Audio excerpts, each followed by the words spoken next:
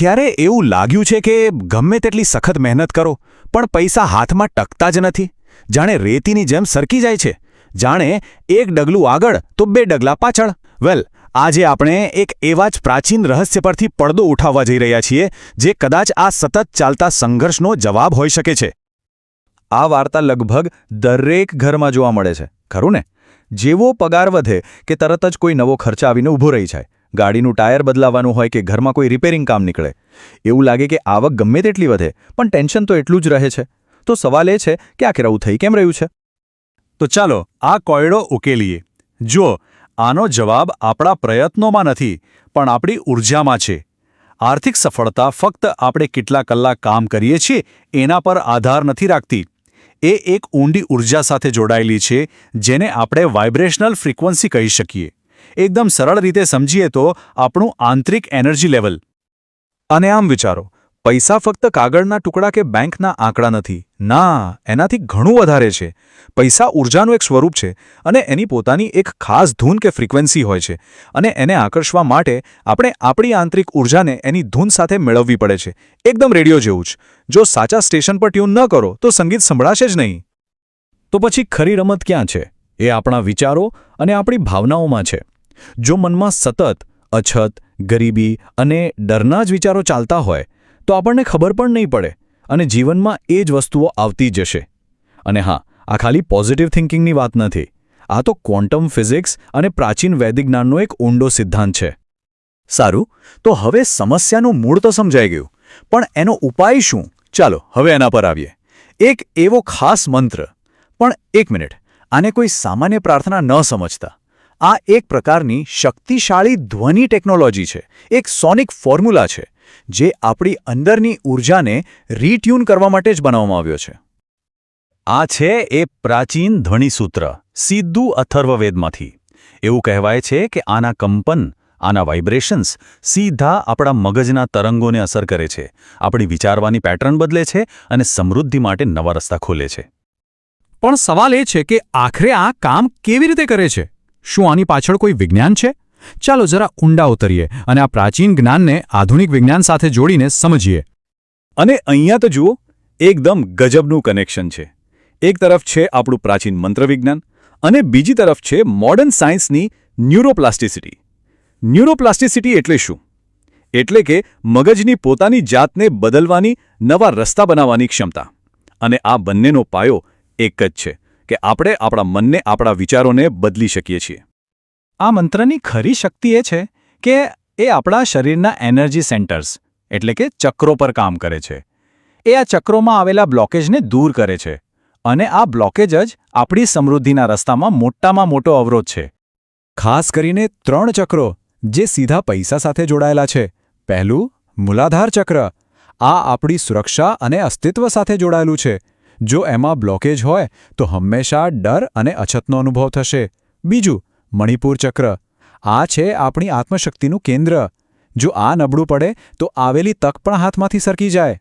અને ત્રીજું, અનાહત. આપણો હૃદય ચક્ર, જે આપણને શીખવે છે કે આપવાથી જ મળે છે, જે સમૃદ્ધિનો સૌથી મોટો નિયમ છે. ચાલો, હવે થિયરી બહુ થઈ. હવે વાત કરીએ પ્રેક્ટિકલની. આ શક્તિશાળી મંત્રને રોજિંદા જીવનમાં કેવી રીતે ઉપયોગમાં લેવો જેથી વિપુલતાને આકર્ષી શકાય? ચાલો એની 5 અલગ અલગ પદ્ધતિઓ જોઈએ. તો આ છે એ 5 રસ્તા. સવારનો અનુષ્ઠાન, ટાર્ગેટેડ મેનિફેસ્ટેશન, સતત જાપ, કમ્બાઇન્ડ એપ્રોચ અને ગ્રેટિટ્યૂડ પ્રેક્ટિસ. આમાંથી જે પણ રીત પોતાની લાઇફસ્ટાઇલને અનુકૂળ લાગે એ અપનાવી શકાય છે. સૌથી પહેલી અને શક્તિશાળી રીત છે સવારનો અનુષ્ઠાન.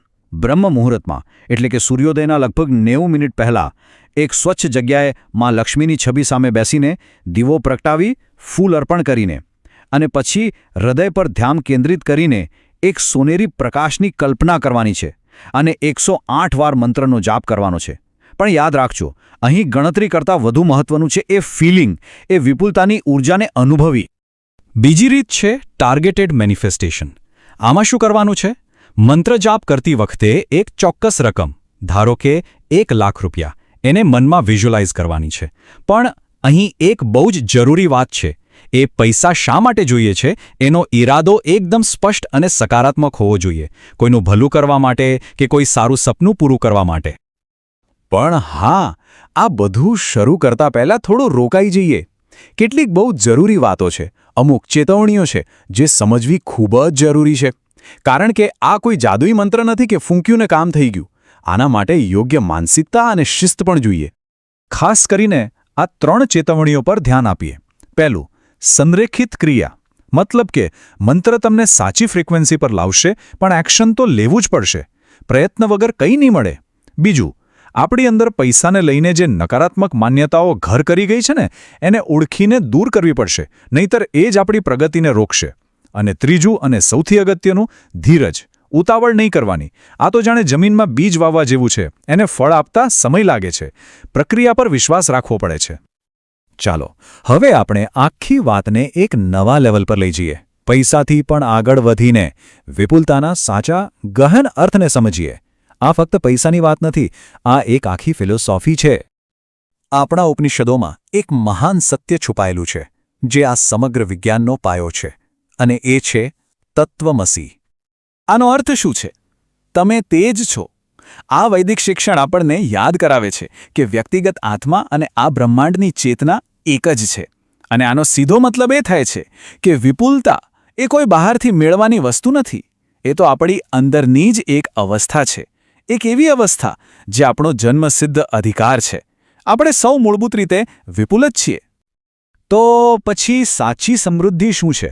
શું એ ફક્ત બેંક બેલેન્સ છે? ના, સાચી સમૃદ્ધિ એટલે સારું સ્વાસ્થ્ય, પ્રેમભર્યા સંબંધો, મનની શાંતિ અને જીવનમાં આનંદ. પૈસા તો આ બધાનું એક કુદરતી બાય પ્રોડક્ટ છે. એ આપોઆપ આવે છે. એ લક્ષ્ય નથી, એ તો પરિણામ છે. તો ચાલો આ ચર્ચાને અંતે એક સવાલ સાથે વિરામ આપીએ. જો વિપુલતા એ બેંક ખાતાનો આંકડો નથી, પણ આપણા અસ્તિત્વની, આપણા હોવાની એક અવસ્થા છે, તો પછી કોઈ વ્યક્તિ પોતાના જીવનને કેવી રીતે જીવવાનું પસંદ કરશે? દરેક વિચાર, દરેક શબ્દ અને દરેક કાર્યમાં એ વિપુલતાને કેવી રીતે વ્યક્ત કરશે? આના પર ચોક્કસ વિચારવા જેવું છે.